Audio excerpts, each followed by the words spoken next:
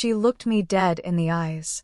Picked up that envelope, the one I had waited 3 months for. The one with the University of Texas seal on the front. The one that was going to change everything, and she held it over the kitchen stove. And she smiled. And she burned it.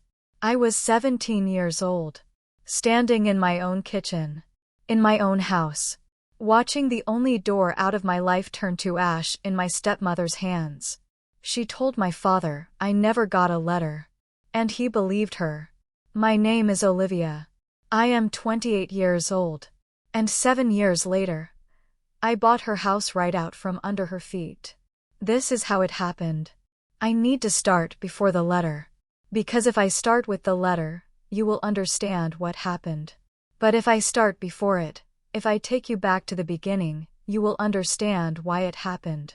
And why a girl like me, from a neighborhood like mine, in a city like Dallas, Texas, had no one in her corner when the worst moment of her life arrived. My mother died when I was 9 years old. Breast cancer. Diagnosed in January, gone by October of the same year. I remember the speed of it more than anything else, the way she was there, fully and completely there, making my lunches and braiding my hair and singing off-key in the kitchen on Sunday mornings, and then she was not there. Just gone. Like someone had reached into the center of my life and pulled out the thing that everything else was built around.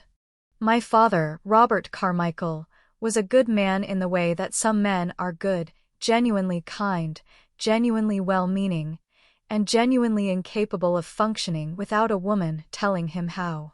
He loved me. I have never doubted that.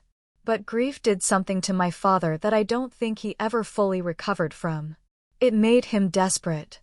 Desperate for normalcy, for structure, for someone to fill the silence that my mother left behind. He met Sandra 2 years after my mother passed. Sandra Reeves was 41 years old, divorced, with a son named Tyler, who was 4 years older than me. She was attractive in a sharp, deliberate way, the kind of woman who always looked put together, who always said the right thing in public, who could charm anyone in a room within 10 minutes of meeting them. She charmed my father in 5. They were married 14 months after their first date. I was 11 years old, standing in a church in North Dallas in a pale yellow dress that Sandra had chosen for me. Not because she wanted me to look nice, I understood later, but because she wanted me to look like evidence. Evidence that she was a good stepmother. Evidence that this was a happy family. Evidence that could be displayed and then put away when the ceremony was over. The moment we got home from the reception, Sandra Reeves became Sandra Carmichael. And everything changed. I want to be precise about what Sandra was, because I have spent years thinking about it and I believe precision matters. She was not the movie version of a wicked stepmother. She did not scream at me or lock me in rooms or refuse to feed me. She was smarter than that. Much smarter. What Sandra did was quieter and more effective than any of those things. She made me invisible. Not all at once, gradually, carefully, the way you turn down a light so slowly that no one notices the room getting darker until it is already dark. She redirected my father's attention toward Tyler, toward her own needs, toward the life she was building inside our house. She positioned herself as the exhausted, devoted wife who was doing her best with a difficult child, and I was the difficult child, simply by existing in a space she wanted to own completely. When I brought home good grades, Sandra would mention how hard Tyler was working in school. When my father tried to spend time with me, Sandra would have a crisis, a headache, a problem with the house, an urgent need for his attention, that pulled him away. When I spoke at the dinner table, Sandra would talk over me so smoothly and so naturally that most of the time my father did not even notice it had happened. She never hit me. She never called me names in front of witnesses.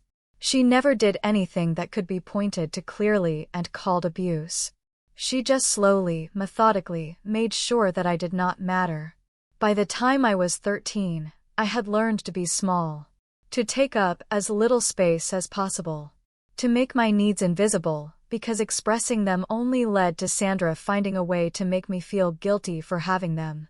I ate quickly and went to my room. I did my homework alone. I stopped inviting friends over because Sandra would be so perfectly pleasant to them and so subtly cold to me in the same moment that it made me feel crazy. Like I was imagining the difference. I was not imagining it. The only place I was never small was school. School was mine. Sandra had no authority there, no ability to redirect or reframe or make me invisible. In school, my teachers saw me, actually saw me, and what they saw was a girl who was hungry for knowledge the way some people are hungry for air. I read everything. I stayed late. I asked questions that made my teachers look up from their lesson plans and actually think. My English teacher, a woman named Mrs. Patricia Downey, told me in the 9th grade that I was one of the most naturally gifted writers she had encountered in 20 years of teaching. She said it quietly, after class, like she was telling me a secret she wanted to make sure I kept safe. I kept it very safe. I did not tell Sandra. I did not tell my father, because telling my father meant it would reach Sandra within 24 hours. I kept it for myself, that piece of knowledge. That I was something. That I had something. It was the most important thing I owned. By the time I was a junior in high school, I had a plan. The University of Texas at Austin had a journalism program that was one of the best in the country. I had researched it obsessively, the curriculum, the faculty, the alumni, the scholarship opportunities. I had built my entire high school career around it. My grades were a 3.9 GPA. I had written for the school paper for 3 years, edited it for 1. I had 2 teacher recommendations that Mrs. Downey told me were among the strongest she had ever read. I applied in November of my senior year. I told no one at home. Not my father. Absolutely not Sandra. I used the school's address for correspondence. I had arranged this quietly with the school counselor, Mrs. Angela Reyes, who was one of the few adults in my life who understood, without my having to explain it in full, that my home was not a safe place for important mail. And then I waited. For 3 months, I waited. I went to school, and I wrote, and I studied, and I came home, and I made myself small, and I waited. The letter came on a Thursday in late March. I know it came to the school because Mrs. Reyes called me out of 3rd period to come to her office. I know she was smiling when she handed it to me because I can still see her face, that particular smile of a woman who has been rooting for someone quietly for a long time and is watching the right thing happen. I opened it standing in her office. Dear Ms. Carmichael, we are pleased to inform you that you have been accepted to the University of Texas at Austin College of Communications, with a partial merit scholarship of. I did not finish reading it standing up. My legs went and I sat down in Mrs. Reyes's chair, and I put my face in my hands, and I cried for 5 minutes straight, not sad crying, the other kind. The kind that comes from a pressure that has been building for so long that when it finally releases, your whole body has to participate. Mrs. Reyes brought me a box of tissues and a cup of water, and did not say a single word until I was ready. When I looked up, she said, "You earned every word of that letter, Olivia." I took the letter home that afternoon. This was my mistake. Not my only mistake, but the one that cost me the most. I had been so careful for so long. But I was 17, and I had just been accepted to the University of Texas, and I had a merit scholarship, and I had earned it completely alone, without a single person in my house believing in me or helping me or even knowing I was trying. I wanted my father to know. That was all. I just wanted my father to look at what I had done and see me, really see me, the way Mrs. Downey and Mrs. Reyes saw me, just once. I walked through the front door of the house on Maple Creek Drive in North Dallas at 4:15 in the afternoon. My father was not home from work yet. Tyler was out. The house was quiet. Sandra was in the kitchen. She was standing at the counter when I came in. A glass of wine already in her hand at 4:15 in the afternoon, which told me it had been one of her bad days. The days when the mask slipped slightly and the coldness underneath became more visible. She looked at me when I walked in with the expression she always had for me, neutral, slightly impatient, waiting for me to make myself scarce. I held up the letter. "I got into UT Austin," I said. "With a scholarship." Sandra looked at the letter. She looked at me. Something moved across her face that I had never seen there before, not in 6 years of living under the same roof. It was not anger. It was not surprise. It was something more calculating than both. She set down her wine glass. She walked across the kitchen. She held out her hand. "Let me see," she said. And I, 17 years old, desperate for one moment of being seen and celebrated in my own home, handed it to her. She read it. The whole thing. Slowly, carefully, with an expression I could not read. Then she walked to the stove. She turned on the burner. And she held the letter over the flame. I screamed. I lunged forward. She stepped back and held it higher, and by the time I reached her the flame had caught the corner and was moving fast, the way fire always moves faster than you expect, like it has been waiting for permission. And within seconds the University of Texas letterhead was black and curling and gone. She dropped the ash in the sink and turned on the water. Then she turned to face me. And she said, with a calm that was more frightening than any rage could have been, "There was no letter, Olivia. You're confused." I stood in that kitchen with my mouth open and my heart hammering and ash in the sink where my future had been 30 seconds ago. And I looked at this woman my father had married. This woman who had lived in my mother's house and slept in my mother's room and slowly and methodically erased me from my own life for 6 years, and I understood, in that moment, with a clarity that I have never lost since, she was never going to stop. Not unless I made her. My father came home at 6. I told him what had happened. Sandra was already in the living room, composed and pleasant, glass of wine refreshed. She listened to me describe what she had done with an expression of gentle, confused concern, the expression of a woman watching someone she cares about say something she cannot quite follow. When I finished, she said softly, "Robert, I don't know what she's talking about. I haven't seen any letter. Honey, are you okay? Are you feeling all right?" My father looked at me. He looked at Sandra. He looked at the space between us, the space that Sandra had spent 6 years carefully constructing, brick by invisible brick, and he made the choice that some men make when they are standing between the truth and the comfort of not believing the truth. He said, "Olivia, are you sure you're not confused, sweetheart?" I looked at my father for a long moment. Then I went to my room. I did not cry that night. I had used up my crying in Mrs. Reyes's office, on the right thing, on the letter, on the acceptance, on the scholarship. I was not going to spend any more tears on Sandra or on my father's choice.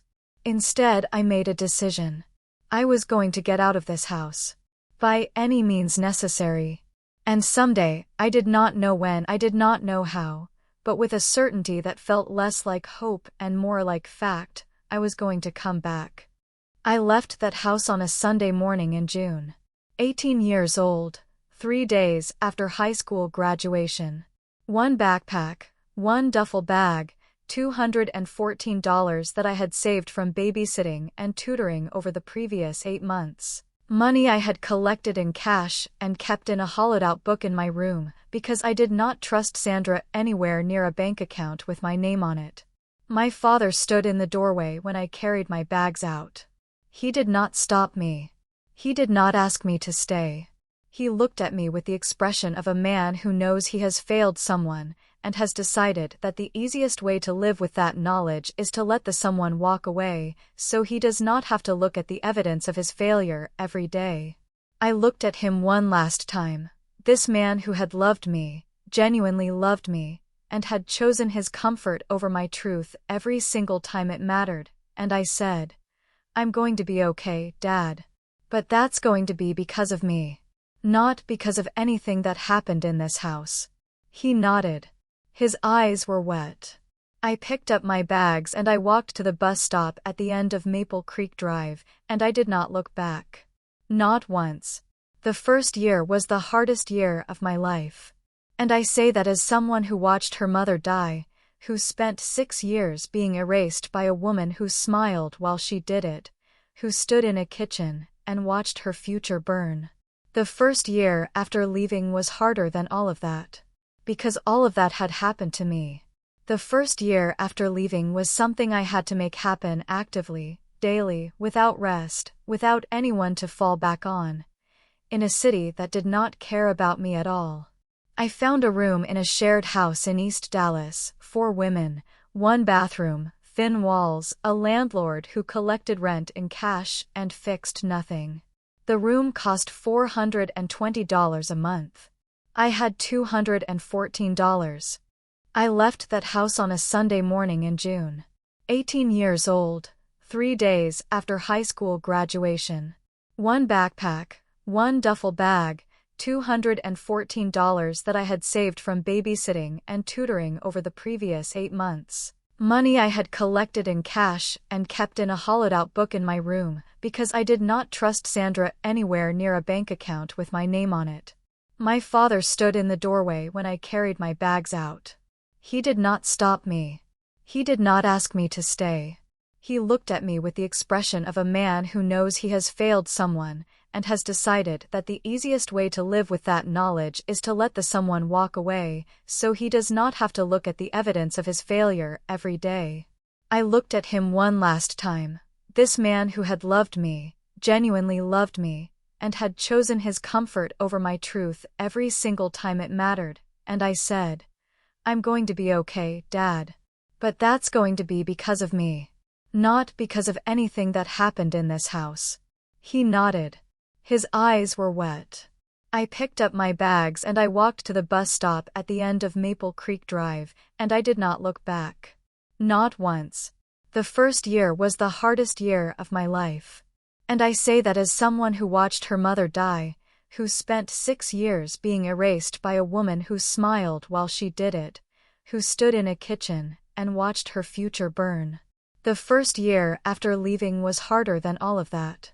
Because all of that had happened to me. The first year after leaving was something I had to make happen actively, daily, without rest, without anyone to fall back on. In a city that did not care about me at all. I found a room in a shared house in East Dallas, 4 women, 1 bathroom, thin walls, a landlord who collected rent in cash and fixed nothing. The room cost $420 a month. I had $214. I got a job at a diner on Ross Avenue within 4 days of leaving home. Waitressing, 6 days a week, double shifts on weekends. I was on my feet 11 hours a day, and I came home smelling like coffee and bacon grease, and I counted my tips at the kitchen table every night before I slept. Enrolled in Dallas County Community College in the fall.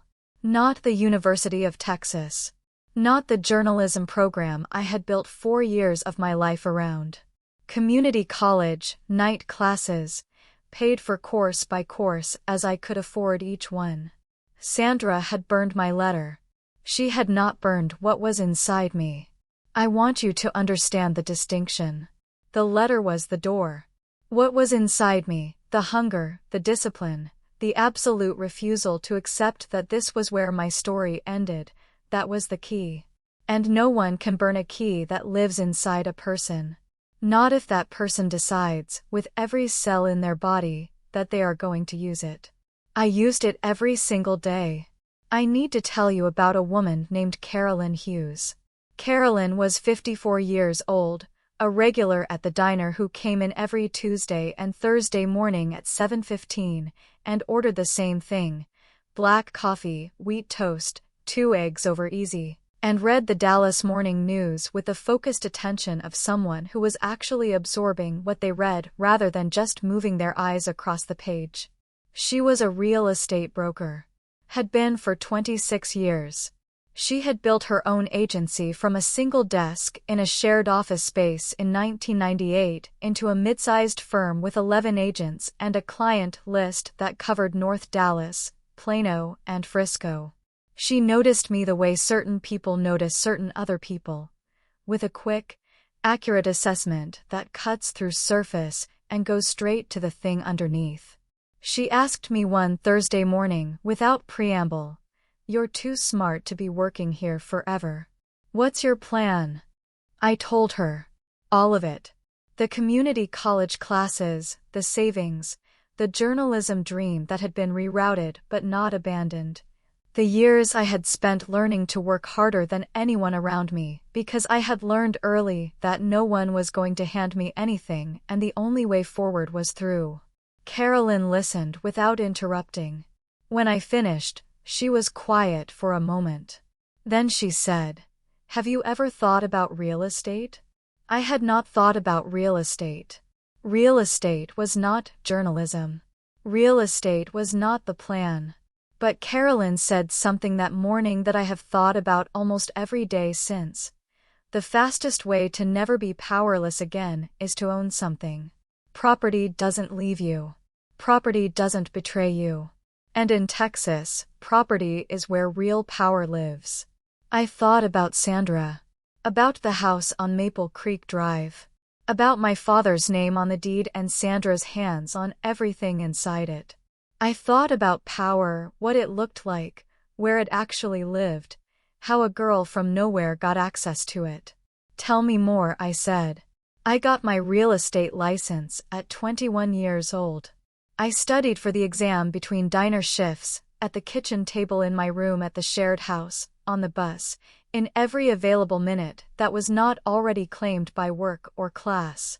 I passed on my first attempt with a score that made the examiner look up from his paperwork and say, "You should think about teaching this material someday."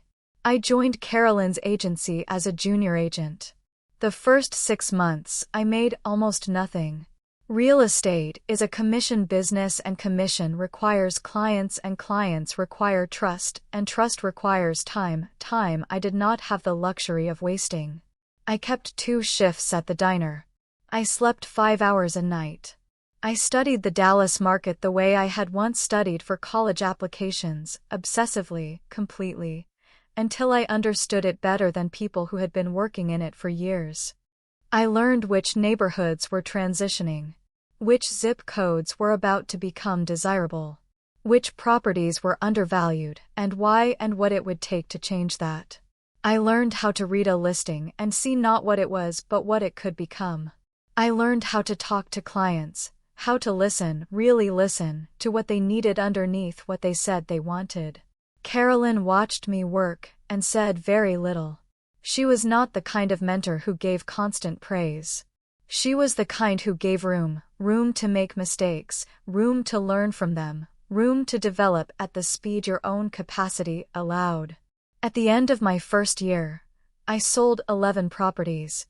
At the end of my second year, I sold 23. By the time I was 24, I was Carolyn's top producing agent. I need to tell you about the money. Not to brag, I am constitutionally incapable of bragging. 6 years of Sandra cured me of any desire to perform my success for other people. I am telling you about the money because money is not the point of this story, but it is the mechanism of it. And without understanding the mechanism you cannot understand what happened next. By the time I was 25, I was making real money for the first time in my life. Not wealthy, not yet, but stable. Genuinely, completely, nobody can touch this stable. I had moved out of the shared house on my 22nd birthday into a 1-bedroom apartment in uptown Dallas that I had chosen entirely for myself, for my own reasons, because it had good light in the morning and a kitchen I actually wanted to cook in. I had started investing. Small at first, a duplex in East Dallas that I bought, renovated slowly on weekends, and rented out. Then a second property. Then a third. Carolyn had been right about something that I understood more deeply every year. Property doesn't leave you. Property doesn't burn your future in a kitchen sink. Property sits on a deed with your name on it, and it does not go anywhere. I was building something. Quietly. Without telling anyone. Without performing it for approval. The way I had always built things. I heard about my father occasionally through a cousin named Denise who I stayed in loose contact with, loose enough to know the broad strokes, distant enough that Sandra could not use the connection to reach me. Denise told me, when I was 23, that my father's health had begun to decline. Heart problems.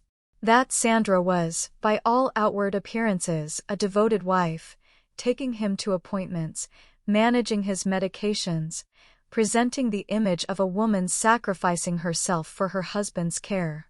I thought about calling him. I picked up the phone 3 times over 2 years and put it down again. Not because I didn't love him. I did love him, with the complicated, frustrated, grief-soaked love of a child for a parent who failed them in the moments that mattered most.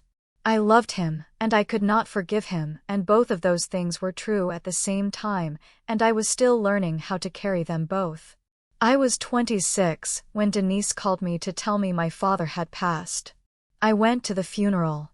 I stood at the back of the church in a dark dress, and I watched Sandra perform grief with the same precision and control. She performed everything, tears at exactly the right moments, hand pressed to heart, accepting condolences with dignified sorrow. She did not see me until the reception afterward. When she did, something moved across her face, something quickly controlled, quickly smoothed back into the neutral pleasantness she wore like a second skin. She said, "Olivia, you look well." I said, "I am well."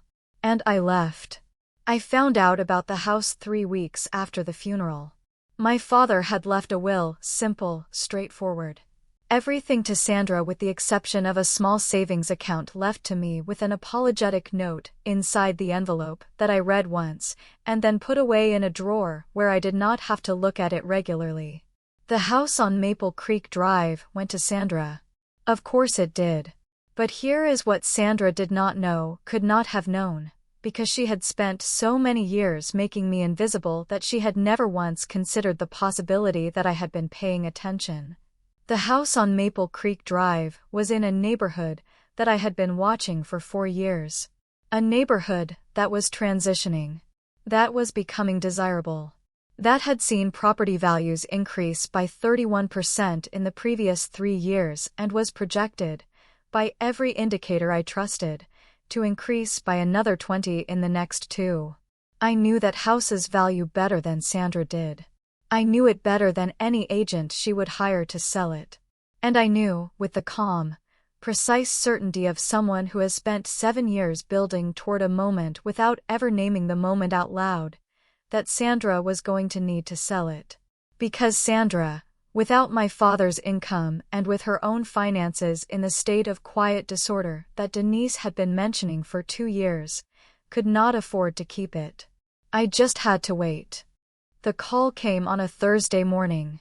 I was in my office, my own office now, a small agency I had started with 2 other agents 18 months earlier.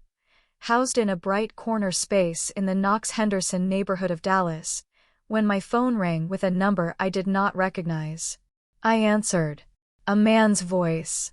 A real estate agent, calling on behalf of a client who had a property in North Dallas she was looking to sell. He had gotten my name from a referral network. Had heard I was the best in the transitioning North Dallas market. Wanted to know if I would be interested in representing the seller. He gave me the address. Maple Creek Drive. I sat very still for a moment. My office was quiet. Morning light came through the corner windows. Somewhere outside, Dallas was doing what Dallas always does, moving, building, expanding, becoming. Yes, I said. I'm interested. I will not pretend that what came next was purely professional. It was professional, completely, impeccably, without a single thing that any ethics board could have questioned. But underneath the professionalism was something else. Something that had been patient for 7 years and was finally, finally being allowed to arrive. I met Sandra at the house on a Tuesday afternoon. She opened the door and saw me, and went absolutely still. I had dressed carefully that morning. Not to impress her. I had stopped needing to impress Sandra Carmichael when I was 18 years old and walking to a bus stop with $214 and my whole life ahead of me. I had dressed for myself, the way I always did now. Clean and sharp and completely comfortable in my own skin. "Hello, Sandra," I said. "I understand you're looking to sell." She recovered quickly. She was always good at recovery. "I didn't know you were in real estate," she said. "There's quite a lot you don't know about me," I said pleasantly. "Shall we go inside?" I walked through that house for the first time in 10 years. It was smaller than I remembered. Houses always are when you go back to them as an adult. The scale recalibrates, and you realize that the enormous spaces of your childhood were ordinary rooms all along. The kitchen was the same.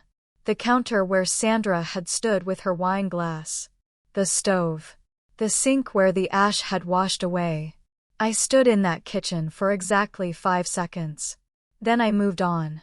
I gave Sandra an honest assessment of the property's value. Honest, because I do not operate any other way, and because the property's real value was significant enough that I did not need to embellish it. I told her what it would sell for, what timeline she could expect, what I would do to maximize her return. She listened. She asked questions. She was, I noticed, in genuine financial difficulty. The house was the only significant asset she had, and she needed it to perform. At the end of the meeting, she looked at me with an expression I had never seen on her face directed at me before. She needed me.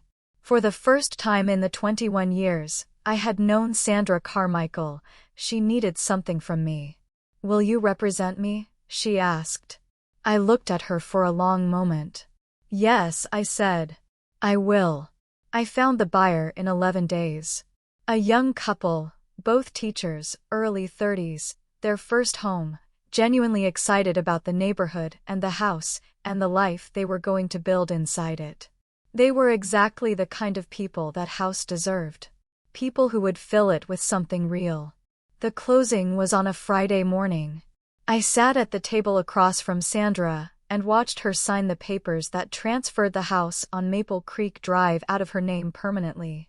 I watched the notary stamp the documents. I watched the title transfer. And then I did something I had not planned to do. I slid a folder across the table to Sandra. She looked at me. She opened it. Inside was a printed copy of a University of Texas acceptance letter. Not mine, which was ash in a drain somewhere, but one I had requested from the university's records office as part of my own file. And beneath it, a single handwritten note from me. It said, "You burned the letter. You could not burn what was in me. I want you to know that I am not here for revenge. I am here because I became someone who earns her place at every table she sits at, and this table was mine to sit at. I hope you build something good with what this house gives you. I genuinely mean that. Olivia." Sandra read it. She sat very still. She did not say anything. I stood up, shook hands with the buyers, congratulated them on their new home, and walked out of that closing office into a bright Dallas Friday morning. I stood on the sidewalk. The sun was warm. The city was loud and alive and completely indifferent to the enormity of what had just happened inside me. I tilted my face up to the sun. And I breathed. I am 28 years old today. I run a real estate agency with 4 agents. I own 3 investment properties in Dallas and 1 in Fort Worth. I mentor 2 young women who remind me, in different ways, of the girl I used to be, hungry and capable, and surrounded by people who were failing to see them. I talk to Tyler occasionally. Sandra's son. He reached out 2 years ago, quietly, to say that he had known, as a teenager, that things in that house were not right. That he was sorry he had never said so. That he was working on being different from the environment he had been raised in. I respected him for making that call. It takes something real to make that call. I do not speak to Sandra. Not out of hatred. I want to be clear about that. I made a choice, somewhere around year 4 of building my life, that I was not going to carry hatred. Hatred is heavy. Hatred keeps you anchored to the past, and I had too much future ahead of me to spend my energy looking backward. What I carry instead is this. The knowledge that no one, not a stepmother with a match, not a father who looked away, not a system that was not designed for girls like me, no one can burn what lives inside you if you decide to protect it. Sandra burned a letter. She burned paper and ink and a university seal. She could not burn the girl who wrote the application. She could not burn the discipline, the hunger, the absolute refusal to accept that one person's cruelty was the final word on her life. I am the final word on my life. I always was. I just had to walk far enough, and work hard enough, and wait long enough to prove it. And to every person listening to this right now, every person who has had something burned, something taken, something stolen by someone who should have protected it, I want you to hear this. They burned the letter. They did not burn you. Get up. Get moving.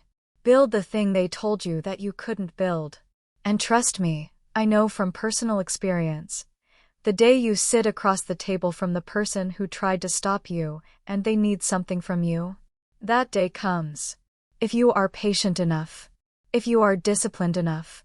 If you refuse, every single day, without exception, to let what they did to you become the story you tell about yourself. You are not what happened to you. You are what you build after. My name is Olivia. I am 28 years old. And I am just getting started. Every single like tells us that this story mattered. That it reached someone. Subscribe to Relentless Orbit, and turn on your notifications so you never miss a story. Every single week we bring you stories like Olivia's. Stories about real human struggle, real human resilience, and the real, unglamorous, beautiful work of building a life that no one can take from you.